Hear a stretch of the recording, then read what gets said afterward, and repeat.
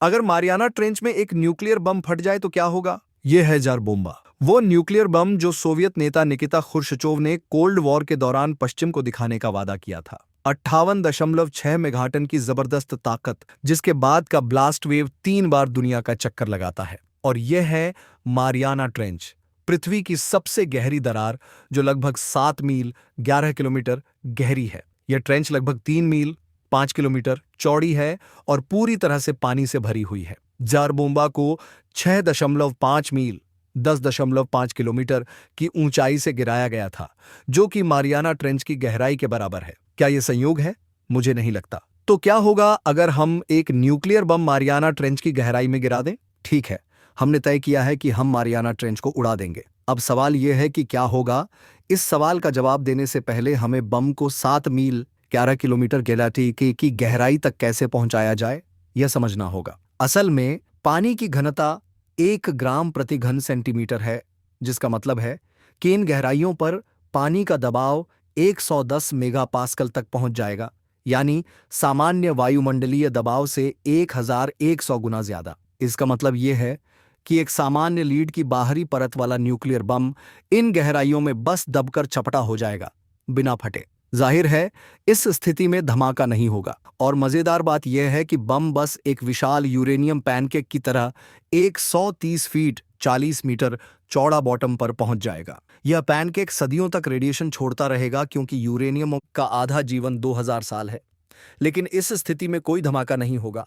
बम का चार्ज इतना दबेगा नहीं कि वह क्रिटिकल मास तक पहुंच सके, और बम का थर्मोन्यूक्लियर खोल रास्ते में ही पानी में घुल जाएगा। तो मान लीजिए बम को एक गहरी समुद्री सबमर्सिबल बाथस्केप के जरिए नीचे भेजा गया है, जिसे उच्च दबाव को सहने के लिए डिजाइन किया गया है। और बम को फटाने के कई तरीके हो सकते हैं। एक तरीका यह है कि अगर बम को 3 से 5 मील 5 से 8 किलोमीटर की गहराई पर फोड़ा जाए, तो यह एक सामान्य अंडरवाटर न्यूक्लियर टेस्ट जैसा ही होगा।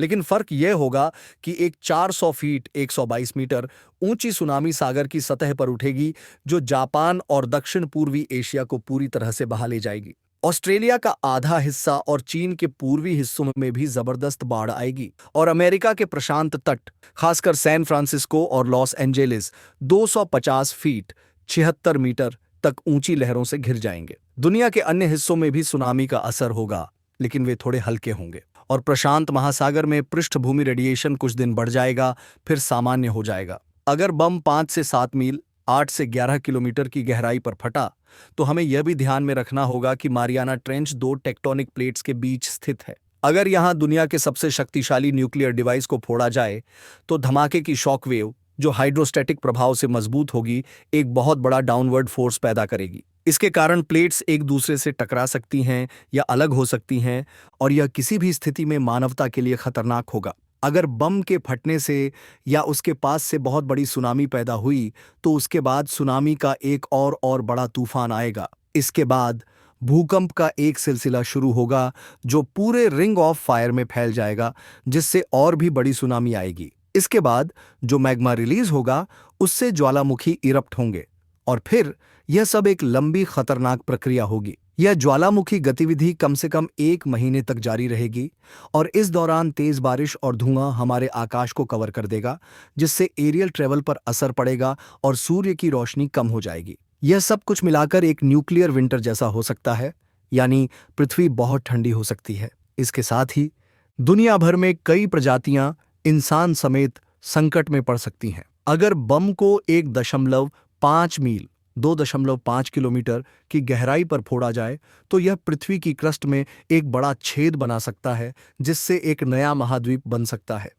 इसके बाद वही समस्याएं, यानी सुनामी और पर्यावरणीय संकट पैदा होंगी। यह धमाका पृथ्वी को अपनी कक्षा से थोड़ा बाहर भी धकेल सकता है, जिससे हम सूरज के करीब चले जाएंगे और पृथ्वी शायद दूसरी शुक्र जैसी बन जाएगी, या फिर हमारी कक्षा और भी बाहर चली जाएगी और हम एक स्थायी सर्दी में फंस सकते हैं। और अगर टेक्टोनिक फॉल्ट पर इतना शक्तिशाली धमाका हुआ, तो यह पूरी पृथ्वी को ही तोड़ सकता है। ऐसे में इंसानियत का भविष्य कुछ खास नहीं होगा। लेकिन यह सब होने की संभावना बहुत कम है, क्योंकि इतिहास से यह साबित हो चुका है कि इंसान मूर्ख नहीं होते। 1963 में जारबोम्बा का सफल एटमॉस्फेरिक टेस्ट होने के बाद न्यूक्लियर क्लब के देशों ने मॉस्को में एक संधि पर हस्ताक्षर किए थे, जो एटमॉस्फेयर, अंतरिक्ष या समुद्र के नीचे न्यूक्लियर टेस्ट पर पाबंदी लगाता है।